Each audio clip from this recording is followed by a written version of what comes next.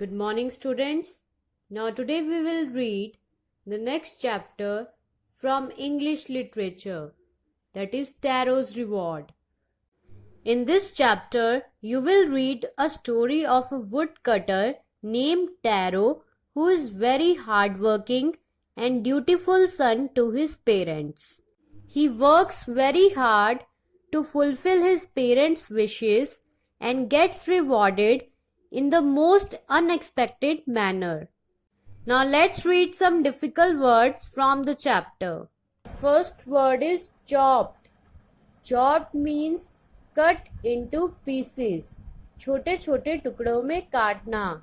Next word is cracks, which mean narrow gaps, यानी कि दरारें. Third word is sake, a popular Japanese drink. बहुत ही मशहूर Japan का एक drink. Number 4 is pitcher, a pot usually made of mud. Pitcher means एक घड़ा जो कि मिट्टी का बना हुआ हो. Next word is greedily, as if desiring more and more. Greedily means अधिक से अधिक की इच्छा करना. Sixth word is intended.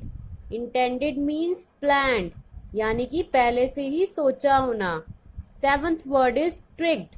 Tricked means deceived, धोखा देना. Eighth word is muttering. Muttering means speaking unclearly. Muttering means साफ आवाज में ना बोलना. Now take few minutes and read again the meanings of these difficult words. Now let's read the chapter. A young woodcutter named Taro lived with his mother and father on a lonely hillside. एक बार की बात है, एक जवान लकड़हारा जिसका नाम tarot था, वह अपने माता पिता के साथ एक पहाड़ी पर रहता था जहां पर आस-पास कोई नहीं था. All day long he chopped wood in the forest. Though he worked very hard, he earned a very little money. वह सारा दिन जंगल में लकड़ियां काटता रहता था. हालांकि वह बहुत मेहनत करता था, पर फिर भी वह कम कमा पाता था. This made him sad, for he was a thoughtful son and wanted to give his old parents everything they needed. इस बात से उसे बहुत दुख होता था, क्योंकि वो एक समझदार बेटा था. वह चाहता था कि वो अपने बूढ़े माता पिता को वो सब कुछ दे सके जो भी उन्हें चाहिए. One evening, when Taro and his parents were sitting in a corner of their hut, a strong wind began to blow. एक शाम जब टैरो और उसके माता पिता हट के किनारे पर बैठे हुए थे, तब तेज हवा चलने लगी. It whistled through the cracks of the hut and everyone felt very cold. हवा इतनी तेज चल रही थी कि वह झोंपड़ी की दरारों में से अंदर आने लगी और ऐसा लग रहा था जैसे कोई सीटी बजा रहा हो, और सबको बहुत ठंड लगने लगी. Suddenly Taro's father said, I wish I had a cup of sake. It would warm me and do my old heart good. अचानक से उसके पिताजी कहते हैं, काश मेरे पास एक कप साके होता जिसे पीकर मुझे गर्मी मिलती और मेरा बूढ़ा दिल अच्छा महसूस करता. This made Taro sadder than ever, for the heart-warming drink called sake was very expensive. यह सुनकर टैरो और भी दुखी हो जाता है, क्योंकि ड्रिंक साके बहुत ही महंगी थी, जिस वजह से टैरो उसे खरीद नहीं सकता था. How do I earn more money? He asked himself. How do I get a little sake for my poor old father? He decided to work harder than before. वह अपने आप से पूछता है कि वो और पैसा कैसे कमाए, कैसे वो अपने बूढ़े और कमजोर पिता के लिए थोड़ा सा साके लेकर आए। सो ही डिसाइडेड कि वो और मेहनत करेगा। Next morning Taro jumped out of bed earlier than usual and made his way to the forest.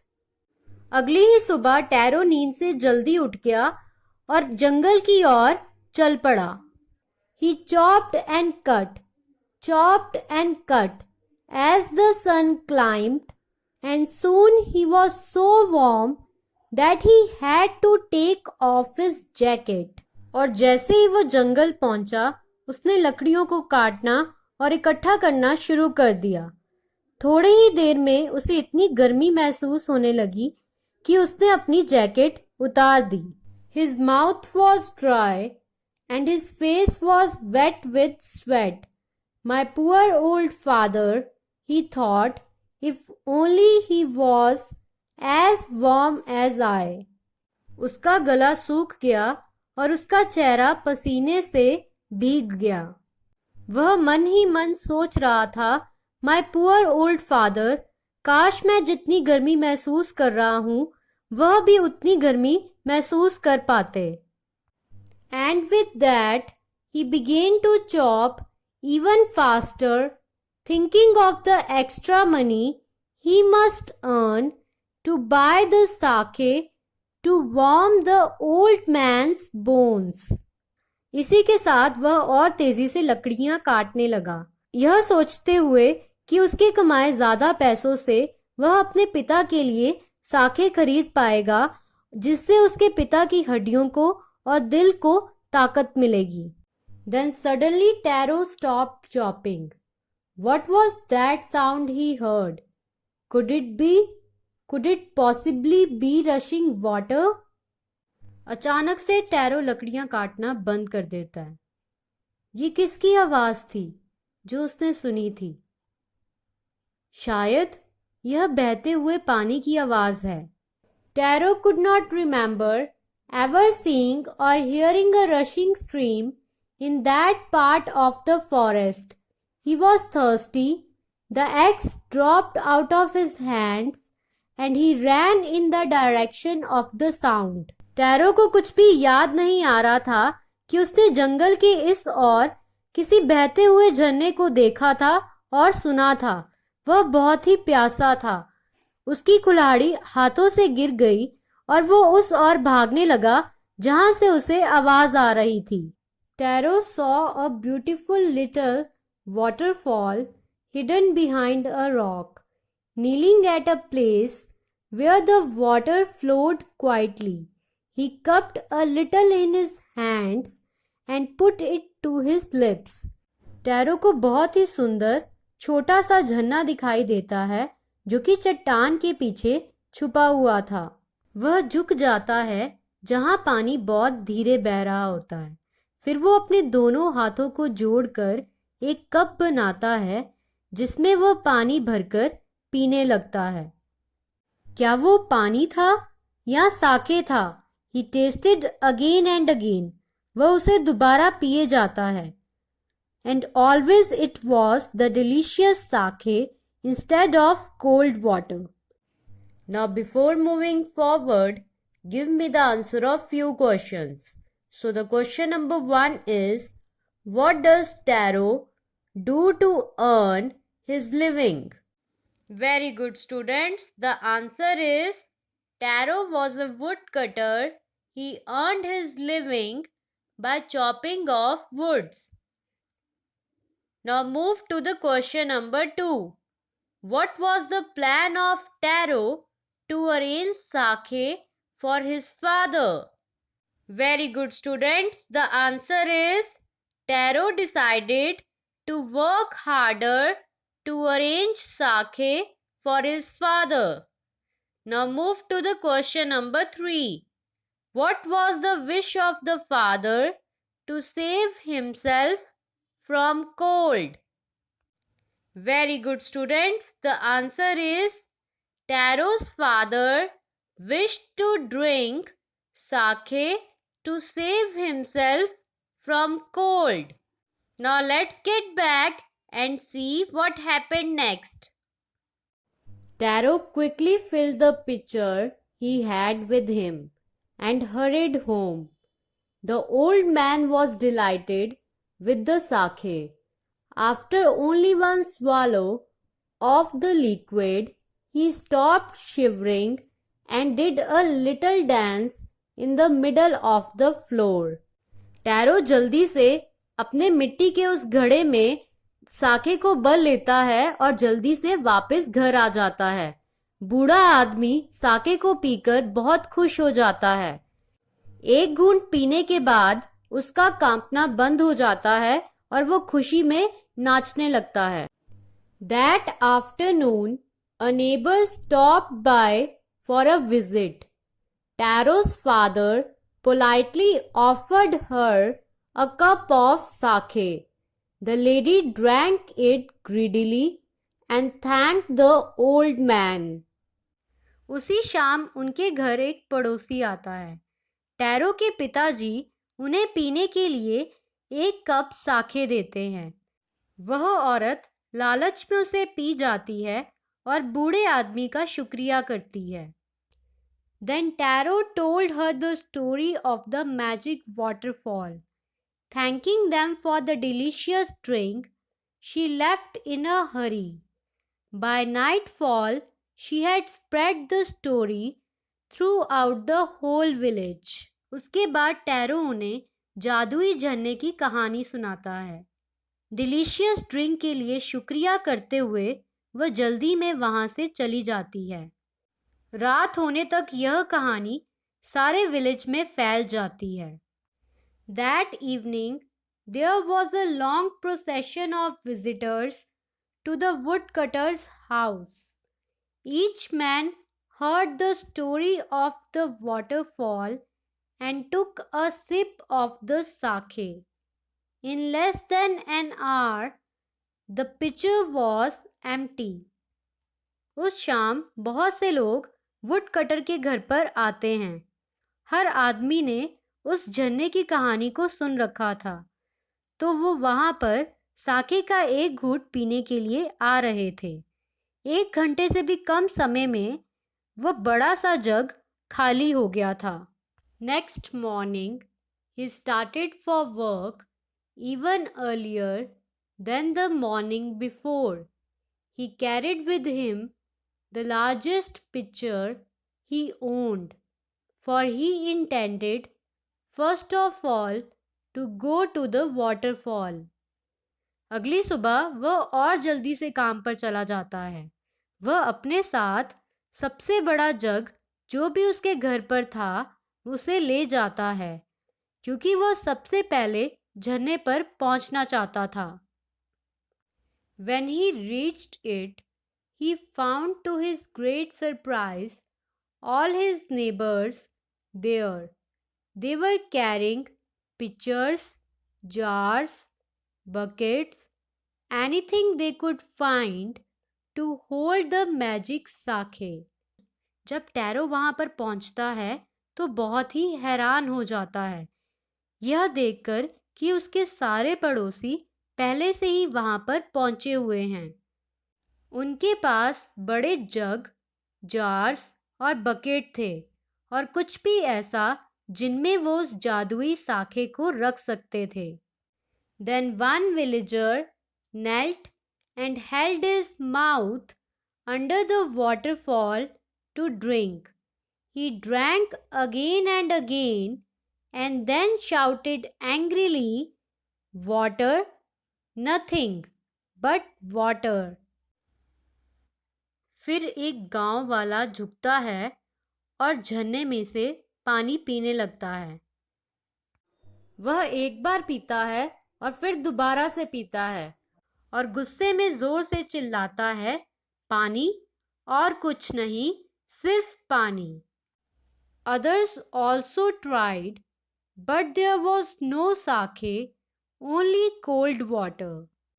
बाकी सब भी कोशिश कर देखते हैं, पर वहां पर साके नहीं था, सिर्फ ठंडा पानी था।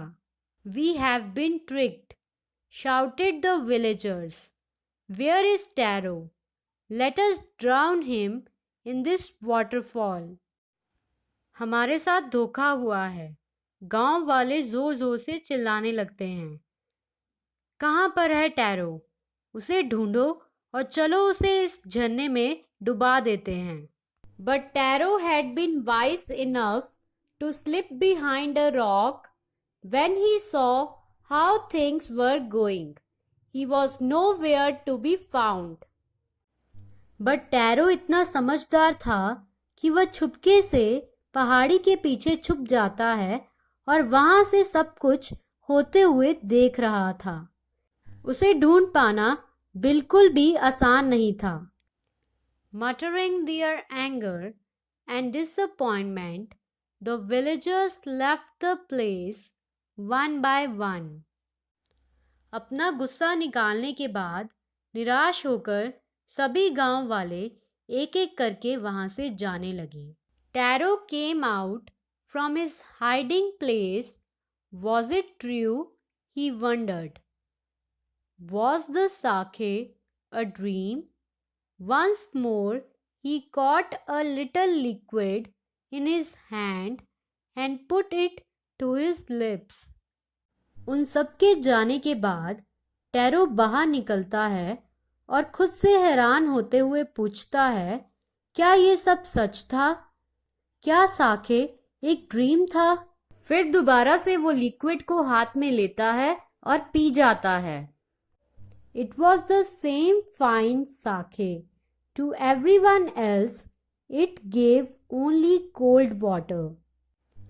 जब वो उसे पीता है तो हैरान होता है, ये तो वही सेम साके है जो उसने पहले पिया था। क्योंकि वो झरना जादुई था, इसलिए वो दूसरों के लिए सिर्फ ठंडा पानी देता था।